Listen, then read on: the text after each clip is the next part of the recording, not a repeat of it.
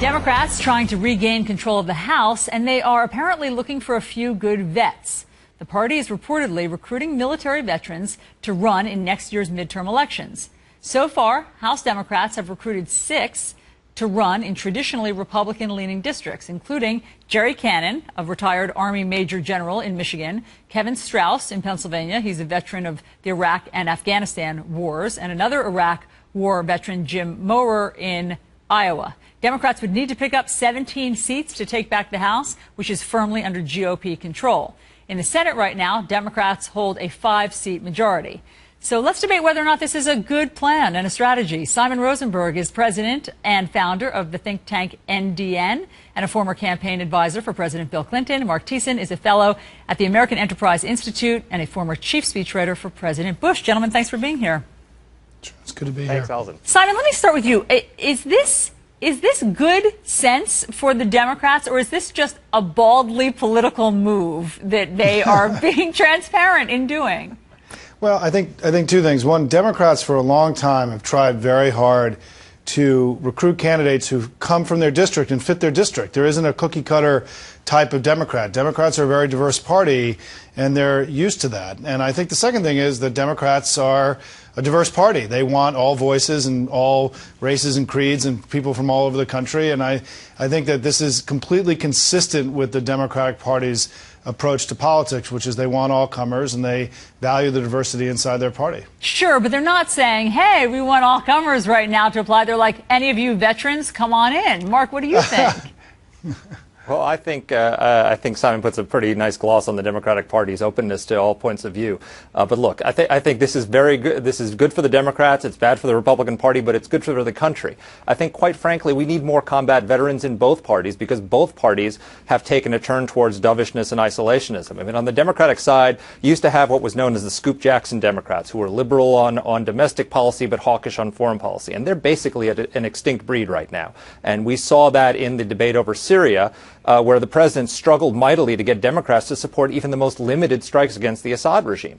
And then on the Republican side, you've got the rise of isolationists like Rand Paul and Ted Cruz and Justin Amash in the House. And you saw their influence when 4 out of 10 Republicans voted to shut down the NSA's terrorist surveillance program.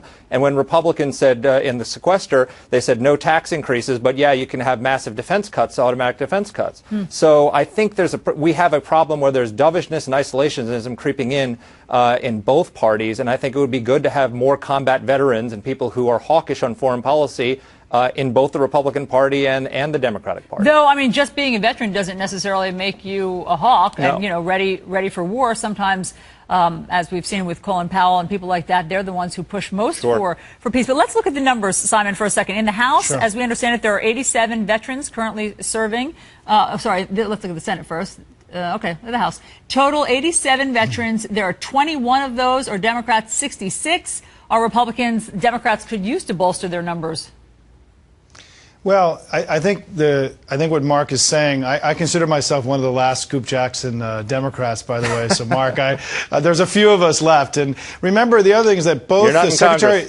one of the Secretary of State and the Secretary of Defense in the current administration are both veterans. And Chuck Hagel, I think, if I'm not mistaken, Mark, well, Chuck Hagel, I think, who's a Republican, was the first actual infantryman, right, to go all the way up to be the Defense Secretary, right? So we actually have in the administration a significant presence in the foreign policy making circles of veterans. I think that what you're going to see in the coming years, though, because so many Americans have served overseas and in combat in recent years, that you're going to see an increase in combat veterans serving in Congress in both parties, just because more Americans have served. And I think it is, as we've learned throughout American history, combat veterans do very well in politics. They are heroes.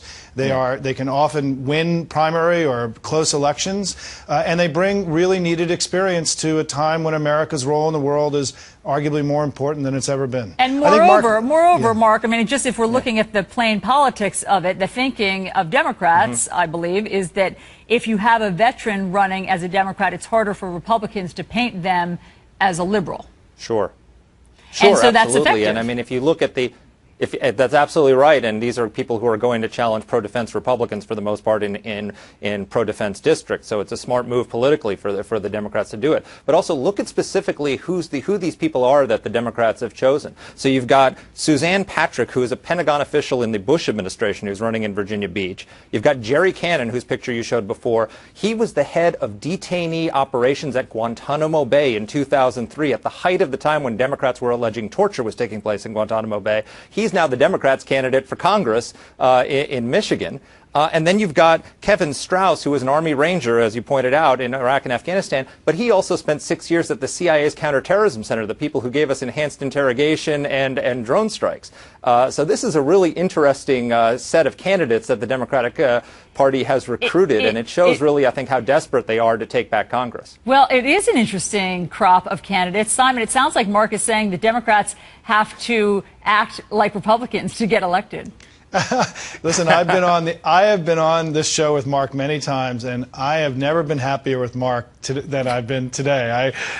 Mark is making the case the Democrats aren't being desperate, but smart, strategic, and effective in the way that they're, positioning themselves for the midterm elections. And I do want to say that I think that, I don't think the Republican lock in the House, I don't think the Republicans have a lock in the House. I mean, I think it's 17 seats is not a lot of seats. We've seen big swings back and forth for both parties, right, in recent elections.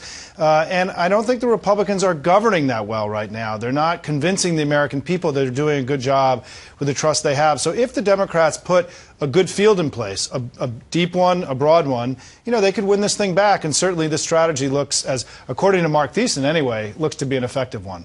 I'm going to let the bromance stop right there, okay? That's where we're going to stop it on this note of unity between you guys. Simon and Mark, thanks so much. Thanks so much. All right. Thanks.